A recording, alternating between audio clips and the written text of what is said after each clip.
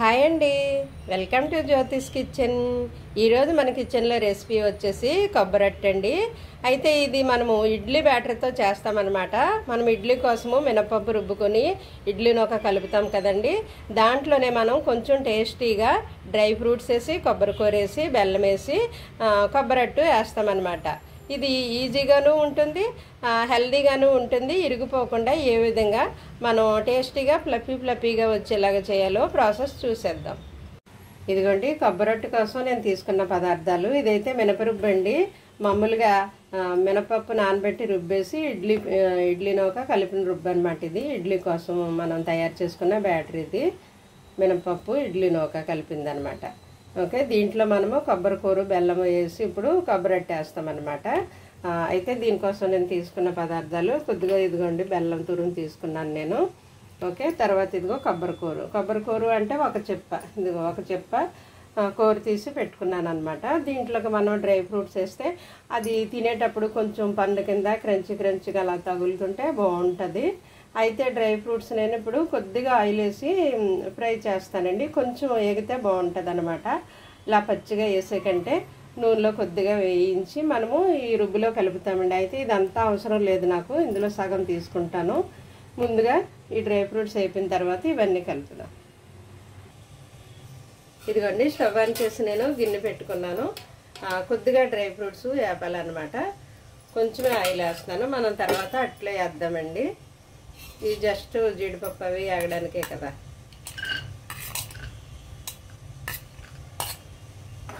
కొంచెం కలర్ మారితే సరిపోతుంది, మరీ పచ్చిగా వేస్తే అది బాగోదు. ఇలా కొంచెం వేగితే టేస్ట్ బాగుంటుంది. ఏదైనా మనం టేస్ట్ బాగుండాలనే కదా చేసుకుంటాం. కొంచెం జీడిపప్పు వేడెక్కిన తర్వాత ఇవి వేసేద్దామండి, కిస్మిస్లు.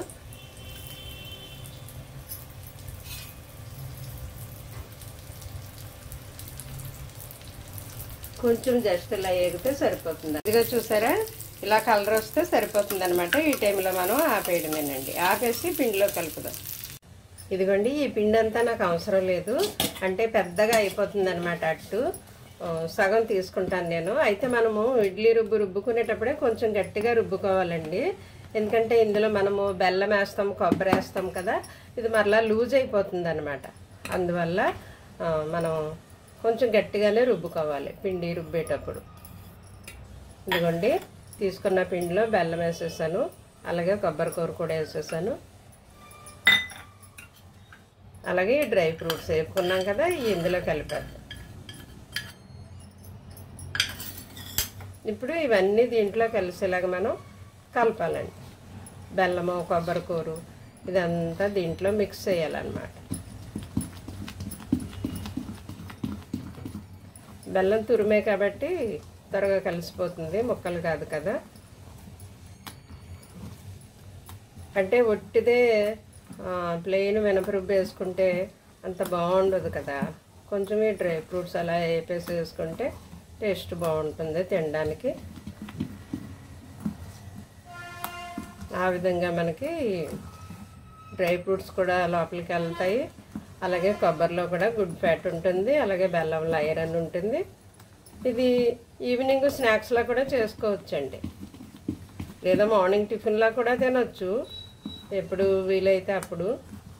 పిల్లలు స్కూల్ నుండి వచ్చినప్పుడు స్నాక్స్లా కూడా చేసి కొంచెం చల్లారాక ఒక పావు గంట అలా చల్లారాక ముక్కలు కోస్తే అది విడిపోకుండా బాగా వస్తుంది అన్నమాట. ఇదిగోండి ఇదిగో కలిసిపోయింది, ఇది మొత్తం ఇందులో కలిసిపోయింది. ఇప్పుడు మనం అట్టేసేద్దాం. ఇదిగో అట్టేయడానికి నేను స్టవ్ ఆన్ చేసి నాన్ స్టిక్ ప్యాన్ పెట్టుకున్నాను. ఒకవేళ మీ దగ్గర నాన్ స్టిక్ ప్యాన్ లేకపోతే దలసరిగా ఉండే కడాయి పెట్టుకోండి. దలసరిగా ఉండేది అయితే మాడిపోదు అనమాట. ఇదిగో కొంచెం ఆయిల్ వేస్తున్నాను, మరి ఇది మాడిపోకుండా రావాలి కదా. ఒక స్పూన్ వేసి కొంచెం వేసాను అనమాట. ఇది ఇలాగ ఆయిల్ మొత్తం అంతా స్ప్రెడ్ చేయండి దీనికి. ఇలాగంటే మొత్తం అంతా వెళ్తుంది, అంటుకుంటుంది అనమాట. నేను తీసుకున్న బెల్లం అయితే నార్మల్గా అందరూ తినేలా సరిపోతుందండి. లేదు ఇంకొంచెం స్వీట్ ఎక్కువ తినేవారైతే ఇంకొంచెం యాడ్ చేసుకుంటే సరిపోతుంది బెల్లము. కానీ మరీ అంత తీయగా తినబుద్ధి కాదు కదా, చూసుకోండి. అయితే పిండి గట్టిగా రుబ్బుకోవాలి మీరు రుబ్బేటప్పుడు, అది మాత్రం గుర్తుపెట్టుకోవాలి. ఎందుకంటే కొబ్బరి బెల్లం వేసేసరికి ఇది కొంచెం లూజ్ అవుతుంది అనమాట. ఇలాగా అంతా ఈవెన్గా పరిచేయండి. అయితే ఇది వేసిన తర్వాత సిమ్లోనే ఉంచాలి. మొత్తం అట్టు పూర్తయ్యే వరకు కూడా సిమ్లోనే ఉంచాలి. మళ్ళీ ఇటువైపు అయిన తర్వాత మనం ఇంకో వైపు కూడా తిరిగేద్దాము. తిరిగేసినా తిరగేయకపోయినా బాగానే ఉంటుంది, కాకపోతే సిమ్లో మాత్రం కాలాలి, అది గుర్తుపెట్టుకోండి. అర్జెంటుగా అయిపోవాలని హైలో పెట్టద్దు. ఓకే, కాలనిద్దాం. ఇప్పుడు మనం లిడ్ పెట్టేసి దీనికి ఇలా సిమ్లోనే కాలనిద్దాం. చూద్దాం మన కొబ్బరట్ట ఎంతవరకు వచ్చిందో. ఇదిగో చూసారా, వేలు పెడితే టచ్ అవ్వట్లేదు. ఈ టైంలో మనం ఆపేయచ్చు అనమాట.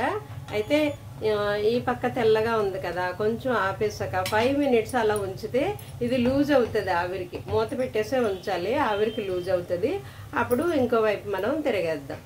ఇప్పుడు నేను ఆపేస్తున్నాను స్టవ్. చూడండి ఎలా వచ్చిందో. ఇదిగో చూడండి, ఒక 10 నిమిషాలు మూత పెట్టి అలా వదిలేసాను. ఇది ఇలా అంటే ఇది కదులుతుంది అనమాట. ఈ టైంలో మనం తిరగేసేయచ్చు. తిరగేసి ఇంకో వైపు కూడా కాలనివ్వాలి. ఇది ఇలా మూత పెట్టి దీని మీద ఇలా తిరగేయండి. అదిగో చక్కగా మంచి కలర్ వచ్చింది, చూసారా ఎంత బాగుందో. ఇప్పుడు దీన్ని మనం మరలా ఇంకో మూత పెట్టి ఇలా తిరగేయాలి. ఓకే, ఇప్పుడు మన డిష్లోకి ఇలా తిరగేసేయడమే. చూసుకోండి కాలుతుంది అంతే. ఇలా తిరిగేసాక ఇప్పుడు మనం స్టవ్ ఆన్ చేసి మరలా స్టవ్ మీద ఒక 2-3 మినిట్స్ ఉంచితే చాలు. ఎందుకంటే ఆల్రెడీ అది కుక్ అయిపోయింది. జస్ట్ పై లేయర్ ఇలా కలర్, ఇంత డార్క్ కలర్ అవ్వక్కర్లేదు, అటువైపు కొంచెం కలర్ వస్తే చాలు. ఓకే, ఇదివరకు మనం మినపరుబ్బు లేకుండానే కొబ్బరట్టు వేసాము. మామూలు బియ్యం నూకతోటి, బియ్యం రవ్వ కొబ్బరికూరు అలా వేసాం కదా. ఇప్పుడేమో మినపరుబ్బుతో వేస్తున్నాం అనమాట. కొంతమంది అడిగారు మినపరుబ్బుతో మాడిపోతుందో కొబ్బరట్టు ఎలా వేయాలని, అందువల్ల నేను చూపిస్తున్నాను. చూసారా మాడిపోలేదు, ఎంత బాగా వచ్చిందో.